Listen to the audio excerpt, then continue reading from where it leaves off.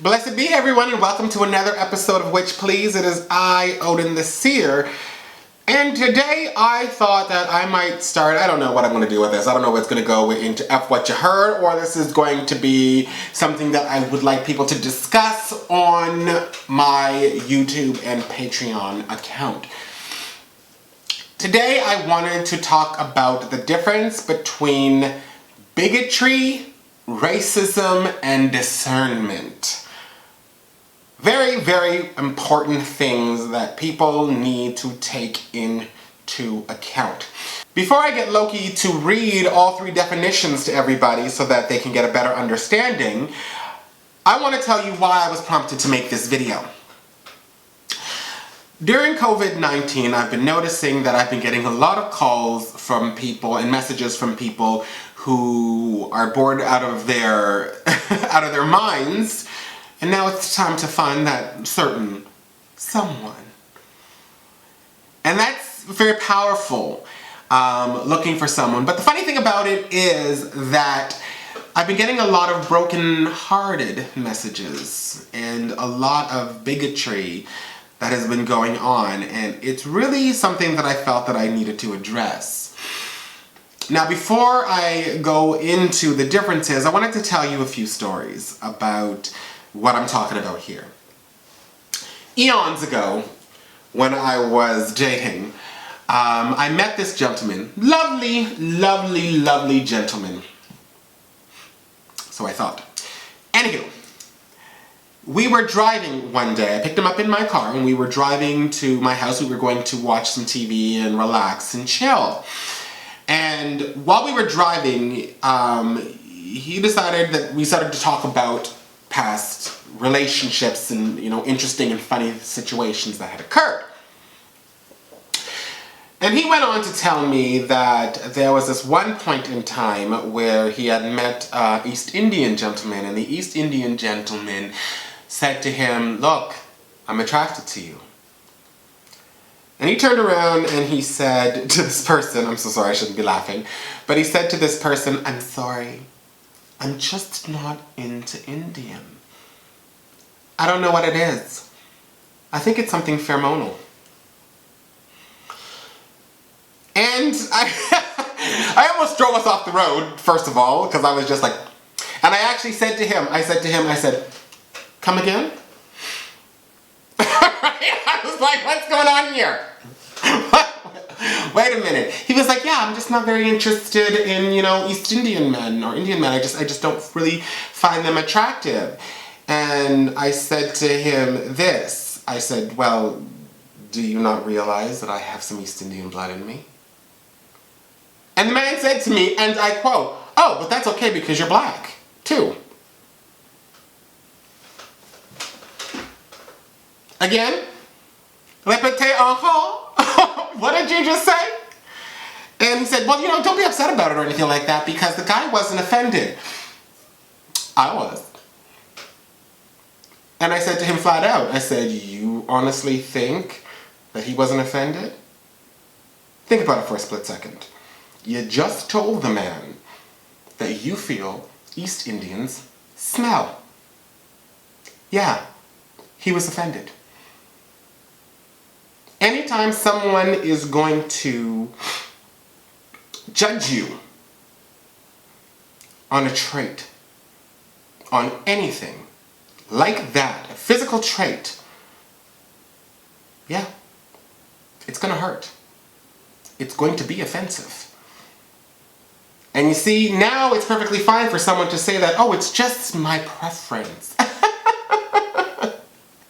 Yes, boo-boo, we all have preferences. But if your preferences are based solely on someone's culture, someone's skin, someone's social upbringing, their social placement, if it's based on that, yeah, it's going to be offensive. Let's just cut to the quick here, my witches. Yeah, it's going to be offensive. And not only is it going to be offensive, but it's going to keep that vibration of bigotry alive.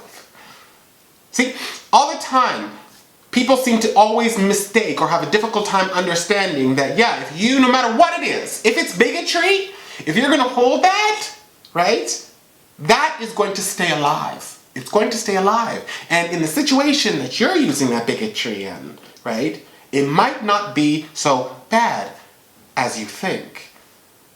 But what you don't understand is put that same thing in a different situation, and you may very well be appalled. A vibration is a vibration is a vibration, my witches. If you hold it, you feed into it. You keep it alive. And that's a very important thing for people to understand. Now, having said that, I'm going to get the lovely Loki to give us the definition of all three. Definition of discernment is the ability to judge well. Okay. The definition of bigotry is intolerance towards those who hold different opinions from oneself. Mm-hmm. The definition of racism is a prejudice, discrimination, or antagonism directed against someone of a different race based on the belief that one's own race is superior. Okay, so just think about that for a second. Now, if you think about that and you also take into account that when you look, this is Witch Please, okay? People here are interested in witchcraft, okay? And we know that the pentacle with the apex pointed up means spirit above all else. And we also know that the pentacle reversed means all else before soul. If you put the physical before anything else, you are putting earthly things before soul. Just because the status quo says something, or just because it is politically okay to say it's just a preference, does not make it any better. The truth is, if you are here and you want to learn about spirituality, anything earthly you put before the soul is just that. It is the definition of evil. And it's so very important for people to really start understanding this and really start taking this into consideration. You know, for me, I find it, the whole idea, okay, of Tinder and whatever these other things are people are using, these social apps, you know what I mean, wherein they upload a picture and people judge them solely on their external. I was told the stories of how my ancestors were put up on the selling blocks and people used to judge them and let them know exactly what their worth was and purchase them. Why, on God's green earth, would people want to do that to themselves now? Why? It makes no sense to me. Physical traits is not what you should be judged by. It's even to the point where, and I can say this, knock on wood, when people come to me looking for love, and they're looking for a spell for love, and they start talking about specifics, 6'4", blonde hair, blue eyes, huge bank account, huge other things, I am less likely to do workings for them. But when they come to me and they say, I am looking for a good person with a heart of gold, who is this, who is that, who is the other. Non-physical traits that they're looking for in someone. Spiritual or soul traits. I will more likely help them. If someone comes to me and says, I fell in love with somebody at my work, I will do magic to be able to open up the lines of communications and opportunity and potentiality. Absolutely. I am on it like white on rice.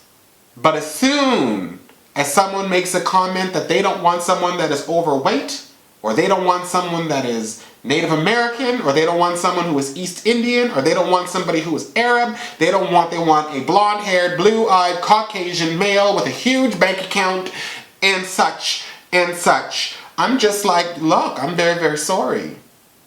I cannot perpetuate that. That is not what I do.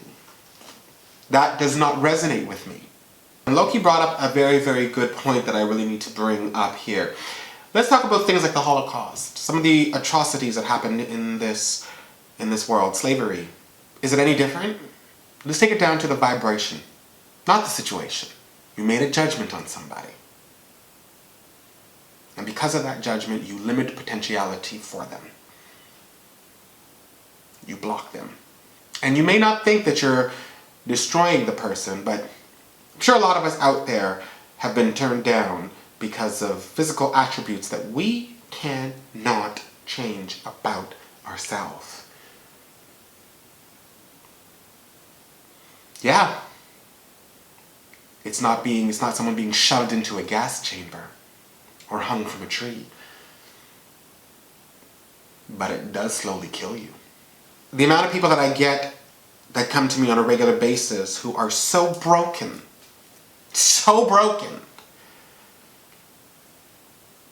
The amount of ladies and men